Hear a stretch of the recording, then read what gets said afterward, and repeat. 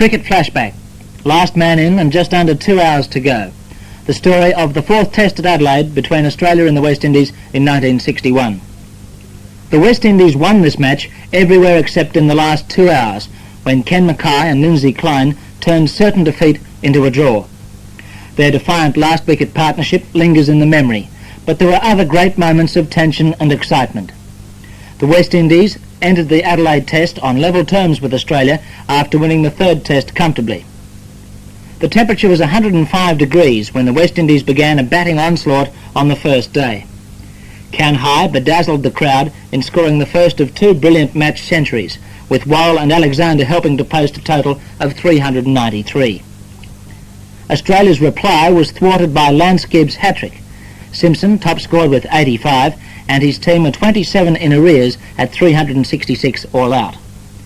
Kline dominated once more in the second innings, supported magnificently by Hunt, then Worrell, and finally Alexander, who made his fifth half-century of the series. Worrell closed at 6 for 432, leaving Australia a day plus half an hour to score 460 to win. The Australian batsmen slumped miserably, and when Misson and Hall were out straight after tea on the final day, only Kline and Mackay stood between the West Indies and a 2-1 lead in the series. Lindsay Kline recalls the atmosphere as he went out to join Mackay. Many people in the dressing room, they didn't expect me. They'd packed their bags and they were all ready to leave, and many people in the stand as I walked down said, well, it won't be long now, will it? And I had to agree with it. And Worrell is crowding Kline. Kline it is who will face this next ball. And great Scott, what are we going to call this for a field? The whole side's gathered round Kline. There's a row of 4 blokes on the onside. There's a row of 5 on the offside. There's not room for them all to fit in. No. And Worrell's waving them back. What a fantastic sight this is. As Worrell goes in to bowl and Kline pulls away, and the Seagulls graze peacefully at point, they won't be troubled, and the next ball's a little over-pitched, and Kline comes forward, fielded by Valentine. No hope of telling you what this field is. The whole West Indies side is within about 4 yards of Kline's bat as Worrell bowls and Kline forward to Hall. Hall fields. 3 minutes to go. Everybody's blood pressure squirting out the top of their heads as the next ball's a full toss and Kline plays it to Valentine.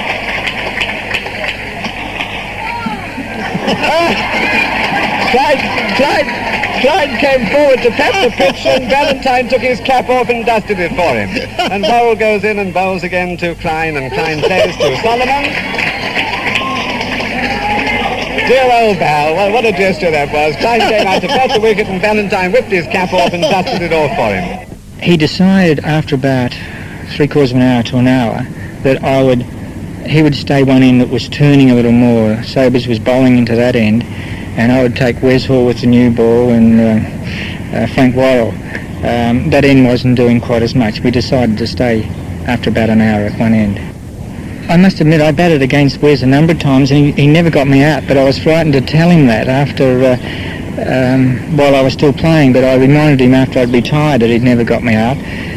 All I could do with Wes was that I used to defend my stumps, and if he was off the stumps that I missed it. I only played for the ball to hit the wicket, and that's the way I played Wes. But I must say one thing, that he was tremendous. He didn't bowl me a bouncer. Many people said to Wes, why didn't you bowl him a bouncer? And he said, man, he said, if I'd have hit him and killed him, he said, I'd never have played cricket again. And he said, I wouldn't have bowled him a bouncer. Kline played out the second last over from Worrell, and then watched as Kenny Mackay had to face Wesley Hall in the final over of the match. 4 balls to come. 4 balls between the West Indies and victory, and for Australia, a drawn test match. Hall goes out to the Seagulls, a couple of hundred of them, who are on the ground out there at mid-on, and they've been undisturbed out there for a long, long time. And a couple of them flap off as the big chap goes back near them. 4 balls to come. Mackay on 62. Fieldsman.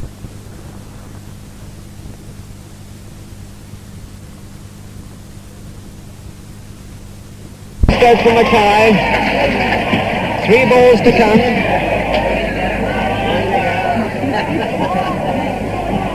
3 balls to come. As Hall marches back. Mackay in over the bat. Canhigh at slip, Gibbs at second, Cammy Smith at third, Worrell at fourth, and Sobers in close at City Point. And on the onside, two forward short legs, Valentine and Nurse. And then at backward short leg, we've got Hunt. And Hall's got a ball round the wicket, Michael. Well, I've never seen this before. Hall's changed to round the wicket. Well, let's see what he does with this one. He was off the beam with the first ball. 3 to come, and here's the third last one as he whacks it down to Mackay, and it's a good one too. And Mackay stays in forward at point draw. There's no run there. He goes right out towards the point fence. A long chase for Worrell. Chip in a bit now. Well, what a wonderful match this has been. What a wonderful match. And the West Indians had it all won, except on the last day.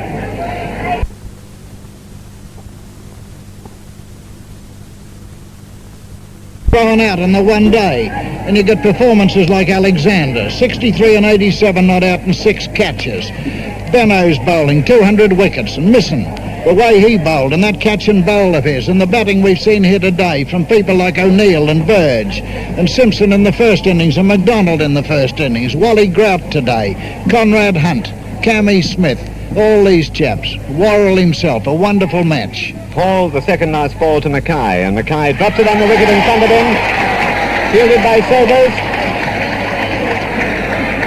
And it looked today, you know, as though the West Indians would win again. And they've never yet beaten Australia twice in any one series. It looked as though they'd do it today. Well, they've got one ball, isn't it? One to come. One ball to do it in. And if they can't do it, well, then the 5th test at Melbourne is a decider. What a great effort by Mackay. A wonderful effort by Mackay today, and a wonderful effort by Kline. About 100 minutes. Partnership, which unless Hall produces something out of the bag, is going to save the game here today for Australia. Something which didn't look possible an hour or two ago. Ball of the 4th test match as Hall comes. Like it. He overran the crease and he chucked the ball into the turf in annoyance. And a tiny little boy, about 2 years old, comes right out into the middle of the field. Got a big hat on, he looks like a mushroom running around the place. And a gigantic policeman moves in his direction and he starts to walk off. And kids are starting to inch onto the field all over the place. He's running out again. Way back again. And then a whopping. He's going to be arrested. An enormous policeman. He's under arrest. Well, that's pretty early to start a criminal career. He's only about 1.5. Oh dear, what a shot for the television cameras. Anyway, back he goes to the fence. And Hall's back over the wicket once again. I don't think he quite knows where he's bowling. One ball to go. And here it comes, the last ball of the 4th test match. If they survive this, Australia draws it, and Hall comes in and bowls now. No ball! And no ball! And no ball! And 20,000 children have rushed onto the Adelaide Oval. And they've all got to get off again. There are thousands of kids on the ground and they all got to clear off. Goodness me, can't something be done to stop this? But what can be done, I don't know. You'd want 200 policemen. There are kids up arguing the point with the umpire. You never saw anything so fantastic in your life. Policemen running around pushing kids off the field. Well. If anybody tells me after this test match tour is over and the West Indians go back home that this isn't the greatest game... Poor old Canhigh could hardly stop laughing. Look at him out there. The last ball now of the 4th test match for the 4th time, I repeat. We've had about 3 misfires and a no ball. And the least perturbed of anybody, Kenny Mackay, as he gets in over the bat again, and here it comes. This is the last ball, and Hall bowls it, and Mackay's hit high up in the body. It's all over! It's a draw! It's a draw! It's just a matter you stay here as long as you can. You always do this. You're never beaten till the last ball's bowled. I didn't think we had any hope at that time. Then the game went on, there was an hour to go, and they took another new ball, and I thought, well, now we've got to weather that. And I remember Frank Worrell, I think it was, saying, I don't think we'll have drinks. And I said, I think we might have drinks, because you're entitled to one lot of drinks in this session. It takes up a few minutes. I do think that they tended, and I say they, the West Indies tended to panic a little bit towards the end of that. They bowled their overs too quickly, whereas they usually used to take their time. What they had to do there was bowl one good ball. They tried to get a lot of balls in and get us out, but Lindsay Kline didn't say a word to me during the whole time. I'd go down and say something to him, and all I got was a little bit of a grunt out of him. But he played very well. I think that the knock of Lindsay Kline in this particular match was the greatest knock I've ever seen by a late order batsman.